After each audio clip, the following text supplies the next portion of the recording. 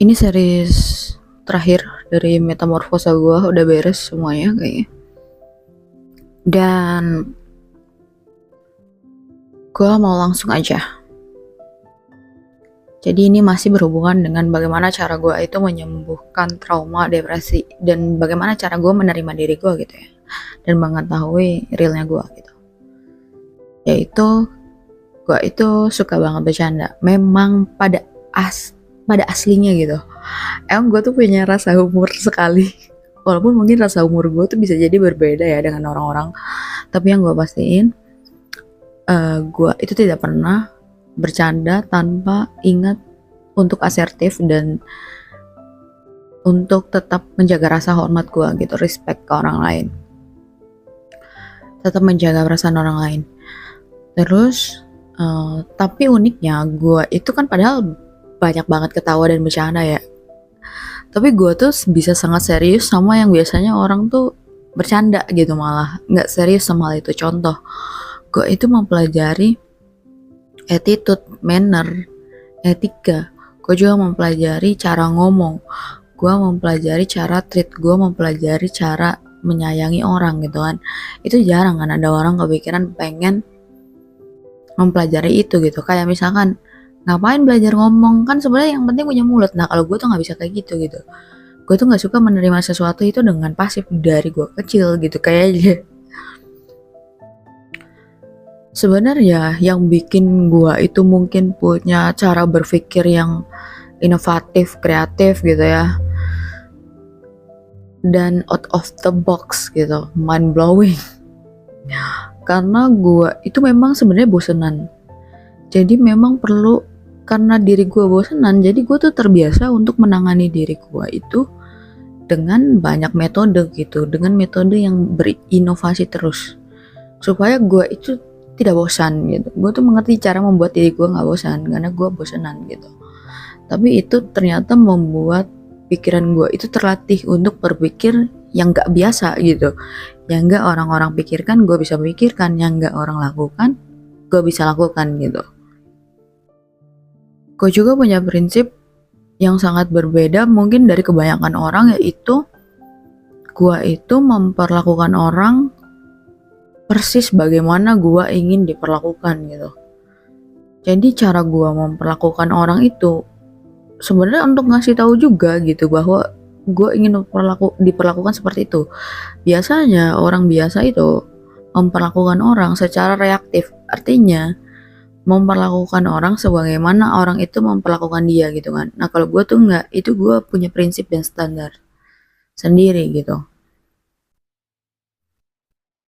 Dulu karena gue nggak mengerti diri gue juga, karena gue juga nggak paham apa yang gue suka dan gue nggak suka, jadi gue mungkin dulu punya pertemanan yang tidak sehat dengan diri gue gitu.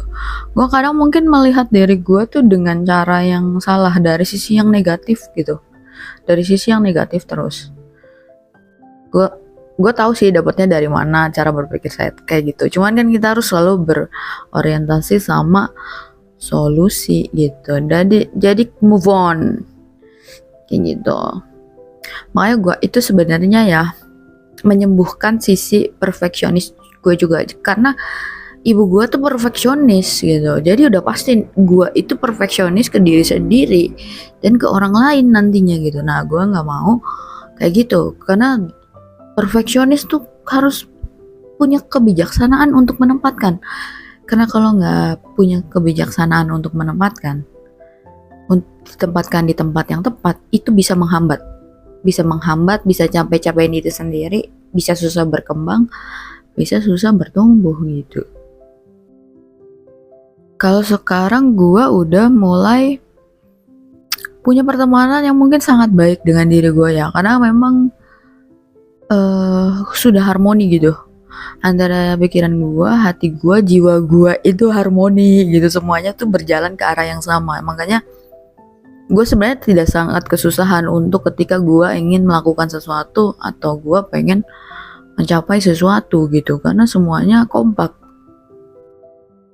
Gue selalu memilih pertemanan hati juga gitu, apapun dari pemikiran, dari apa ya, segala sesuatu yang gue olah gitu dan gue cerna dalam pikiran gue tuh selalu mengarahkan gue ke situ gitu. Karena waktu kecil itu gue nggak tahu apa yang gue suka dan gue nggak suka, jadi gue itu belajar sendiri untuk mengerti apa yang gue suka dan gak suka. Jadi gue benar-benar mindful dengan yang gue lakukan atau dengan yang gue pikirkan gitu. Jadi tuh gue tuh selalu menganalisis diri gue gitu. Oh gue tuh suka ya ini ya. Oh gue ternyata nggak suka loh sama ini gitu loh. Atau kadang misalkan gue tuh lebih dalam lagi gitu. Kayak misalkan yang tadi aja gue kira gue nggak suka belajar gitu. Tapi ternyata bukan gue gak suka belajarnya, tapi gue gak suka kompetisinya gitu. Jadi semakin dalam terus gue tuh dalam mengenal diri gue, dalam menemukan diri gue, dalam memahami diri gue. Keinginan gue dalam memahami seseorang tuh sangat tinggi. Makanya sebenarnya kenapa gue mempelajari semua hal tentang manusia, gue riset bertahun-tahun tentang manusia, gue banyak eksperimen, itu karena memang sebenarnya gue tuh punya keinginan yang sangat tulus gitu untuk gue pengen mengerti lu daripada siapapun gitu. Awalnya itu, cuman ternyata ada cabang lainnya gitu yang dimana jadinya gue juga memahami diri gue, karena kan sebenarnya memahami manusia ya sama aja memahami diri gue kan manusia juga gitu. Jadi sebenarnya kalau lu pengen bisa memahami orang lain dengan sangat tepat, lu harus memahami diri lu dengan sangat tepat dulu, nanti hasilnya pasti sama gitu. Kalau dulu gue juga nggak tahu apa yang gue butuh, apa yang penting buat gue gitu. Kalau sekarang gue udah tahu apa yang gue butuh dan gue tahu apa yang penting banget buat gue gitu. Gue itu kan waktu gue kecil tuh gue kesepian gitu ya. Gue juga nggak bisa cerita sama siapapun, nggak ada yang dengerin gue gitu. Itu bikin gue sedih sih gitu. Tapi itu dari situ gue jadi belajar. Gue malah jadi belajar untuk jadi pendengar yang baik gitu. Jadi lo akan selalu menemukan bagaimana gue memaknai dan gue belajar dari semua yang kehidupan yang gue jalani. Itu tuh malah gue tuh belajar hal yang sebaliknya gitu. Jadi ketika gue tahu rasanya sedih kalau nggak didengerin, gue tuh malah semakin termotivasi untuk belajar menjadi pendengar yang baik untuk orang lain, karena gue nggak mau orang lain ngerasain kesedihan yang gue rasakan gitu. Biasanya kan pola yang umum tuh kalau misalkan nggak didengerin, ya gue juga nggak mau dengerin orang lain, ngapain orang gue aja nggak didengerin. Nah kalau gue tuh gak berpikir yang kayak gitu. Dan sudah berhasil. Untuk soal bersyukur juga gue sebenarnya belajar, gue juga latihan. Karena menurut gue segala sesuatu memang harus latihan. Terus pada akhirnya gue juga jadi karena gue sering latihan, gue itu punya kosakata yang kaya akan rasa bersyukur gitu. Jadi gue tuh bisa sangat bersyukur dengan banyaknya kosakata tentang rasa syukur gitu. Dan gue juga gak take it for granted. Dan gue gak pernah ngeremehin apapun. Gue selalu menghargai semua hal. Gue selalu menghargai dan memaknai semuanya dengan baik. Gue juga jadi bisa menemukan banyak hal dan melihat banyak hal yang mungkin yang orang lain tidak temukan, yang mungkin orang lain tidak bisa lihat karena take it for granted gitu, karena menerima begitu saja. Take it for granted itu menerima begitu saja ya, kayak gitu. Jadi gue juga masih terus belajar, gue selalu belajar untuk memaknai segala hal itu dengan baik gitu. Karena ketika orang itu take it for granted, orang itu pasti melewatkan banyak hal dan tidak bisa melihatnya dengan sangat luas gitu. Karena ya take it for granted. Dan gue juga sangat memanusiakan manusia ya. Gue tuh selalu belajar untuk sadar akan hal itu gitu. Kayak terlepas gimana pun selama dia manusia ya gue bakal memanusiakan dia gitu. Ya gak usah gitu deh, kucing gue aja gue manusiain gitu. Gue sangat menjaga perasaan kucing gue juga gitu, apalagi manusia.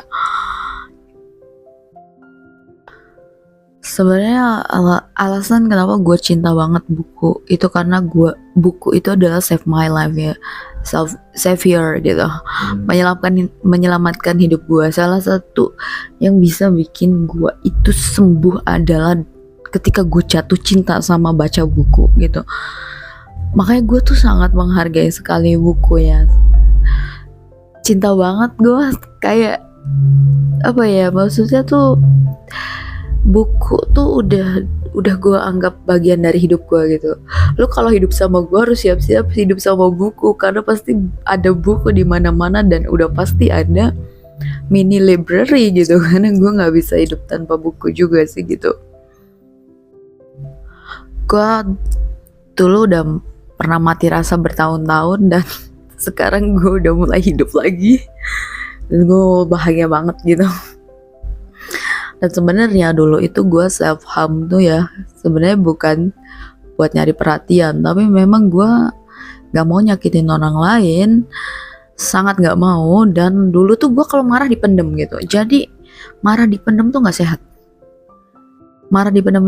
dan makanya gue belajar cara mengelolanya gitu. Dan sekarang sih udah enggak ya, gue bisa menyampaikan marah gue gitu dengan cara yang ternyata bisa loh, tetap kita tuh marah tapi dengan cara yang baik gitu. Karena kan kebanyakan orang itu habis marah menyesali kata-katanya gitu, karena memang langsung diluapkan tanpa diproses dulu, tanpa kecerdasan emosional gitu, tanpa self awareness dan pengendalian diri yang baik kayak gitu. Dan gue juga integritas gitu, gue itu memegang teguh omongan gue. Emang harus, janji gua itu ke diri sendiri tuh sakral buat gua. Gua kalau udah bilang A pasti A gitu, harus A, karena nanti nggak bisa dipegang omongannya kalau nggak kayak gitu. Dan gua itu sudah janji ya, semenjak gua memang sembuh dari self harm itu, gua berjanji bener-bener gua gak akan pernah nyakitin diri gua lagi.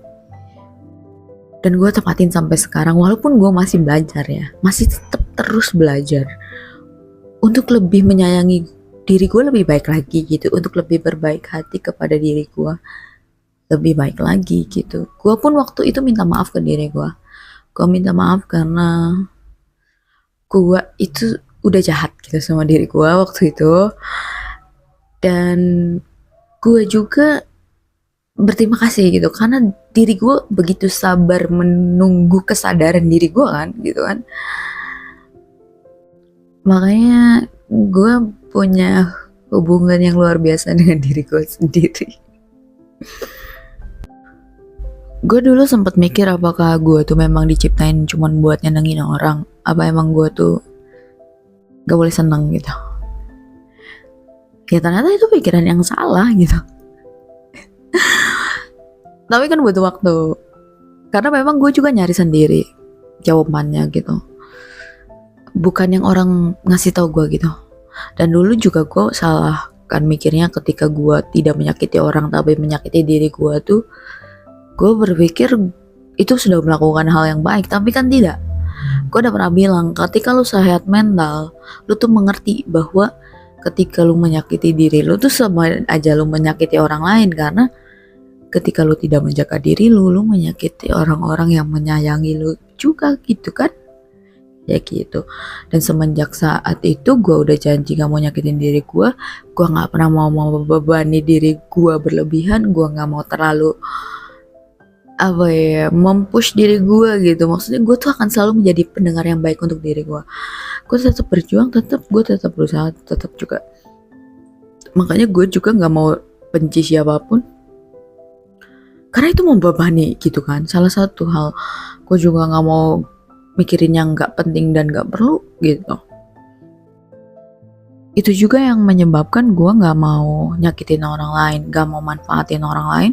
Gue bisa dengan percaya diri klaim bahwa memang gue sejauh gue hidup sampai sekarang gue gak pernah manfaatin orang gitu, karena gue yang selalu sadar gue gak mau manfaatin orang gitu. Gue gak mau, karena gak bermakna aja gitu karena gue pernah di fase juga kan, ketika gue sakit itu gue menyakiti diri gue, dan ternyata nggak malah bikin sembuh, tapi malah makin sakit gitu. Ketika lu sakit dan menyakiti orang lain pun bukan bikin lu sembuh, tapi bikin lu makin sakit gitu. Bukannya kedamaian batin gitu yang lu dapat, tapi lu tuh malah dipenuhi dengan keresahan dan kegelapan yang lebih banyak. Sebenarnya fatherless itu membuat lu itu, kalau gampang ya, bikin lu itu susah respect sama lawan jenis. Tergantung siapa yang melakukan di orang tua lu gitu. Jadi maksudnya ketika misalkan motherless, lu tuh agak susah respect sama wanita. Atau misalkan fatherless gitu kayak gue ya, gue tuh bisa jadi susah respect sama pria. Dulu kan gue gitu. Cuman kan makanya gue itu menyembuhkan diri gue dengan gue selalu berpositif thinking gitu. Gue juga tidak mengovergeneralisasi, dan gue juga selalu memulai hubungan dengan pemikiran yang positif, yang baru gitu, bahwa ini orang yang baru, ini case yang baru, dan tidak boleh disama-samakan dengan yang dulu gitu, dan tidak boleh juga disama-samakan dengan orang yang mungkin pernah menyakiti perasaan gitu. Gue juga mungkin dulu gue tuh punya trust issue, cuman karena gue memang pengen sembuh, akhirnya kan gue latihan terus, dan akhirnya ya pada hasil sekarang gitu, bahwa gue bisa sangat percaya sama orang, gue bisa kasih kepercayaan penuh sama orang, gue juga tidak ragu untuk memberikan kepercayaan gitu. Gue dulu tuh kan sering banget sakit, dan akhirnya gue ngekos gitu kan, karena kuliah di luar kota, dan pada akhirnya gue sakit di luar kota gitu, dan ternyata sedih ya, sakit sendirian gitu di kosan gitu. Dan ketika gue mengerti itu sakit, menyedihkan, bikin sedih, gue tuh semenjak saat itu selalu merawat orang-orang sakit di sekitar gue. Jadi kayak kalau ada sahabat gue yang sakit itu, gue samperin ke kosannya, gue nginep, gue hibur gitu. Sahabat cewek ya, gue hibur. Kadang gue beresin juga kosannya, gue bersihin juga kosannya gitu. Gue tuh tidak merasa repot dengan hal itu. Itu bentuk kasih sayang gue gitu. Nah kalau dia udah sembuh, baru gue pulang ke kosan gue gitu.